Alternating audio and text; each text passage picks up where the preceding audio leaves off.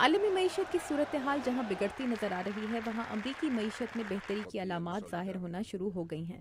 امریکی محکمہ محنت کی جاری کردہ تازہ رپورٹ بتاتی ہے کہ امریکہ کی روزگار منڈی میں گزشتہ مہینے 2,90,000 نئی ملازمتیں پیدا ہوئیں، جو گزشتہ 4 سالوں میں ریکارڈ کیا جانے والا سب سے بڑا اضافہ ہے۔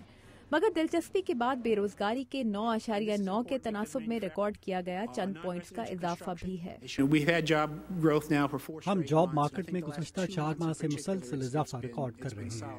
امریکی محکمہ محنت کے مطابق جہاں صارفین اب زیادہ خرچ کر رہے ہیں وہاں مصنوعات ساز ادارے، تعمیراتی کمپنیاں، پرچون فروش اور خدمات کا شعبہ نئی ملازمتیں پیدا کر رہا ہے، جبکہ گزشتہ 3 ماہ کے دوران نئے روزگار کے اعداد و شمار کے مطابق صورتحال ابتدائی اندازوں سے زیادہ اچھی رہی ہے۔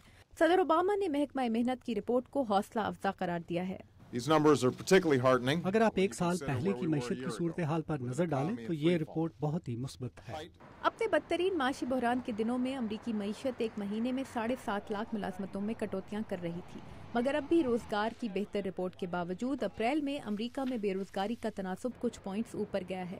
ماہرین معاشیات اس کی وجہ ان امریکیوں کا دوبارہ ملازمتیں ڈھونڈنے کے لیے نکلنا بتاتے ہیں جنہوں نے معیشت کی ابتری کے دنوں میں کام ڈھونڈنا ہی بند کر دیا تھا۔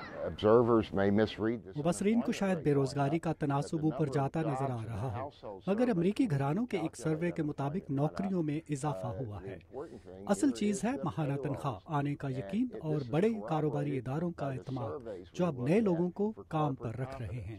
امریکہ میں صرف وہ لوگ بے روزگار کہلاتے ہیں جو سرگرمی سے ملازمت ڈھونڈ رہے ہوں، جس کا مطلب ہے کہ ملازمت ڈھونڈنے والوں کی تعداد میں اضافہ بے روزگاری کی سالانہ شرح میں اضافہ کر سکتا ہے، مگر اب بھی ان امریکیوں کی تعداد جو کام کی تلاش چھوڑ چکے ہیں یا جو اس وقتی نوکری کے خواہشمند ہیں 17% کی ریکارڈ سطح پر ہے، جس کا مطلب ہے کہ اپریل کے مہینے تک 15 ملین یعنی 1.5 کروڑ امریکی بے روزگار تھے۔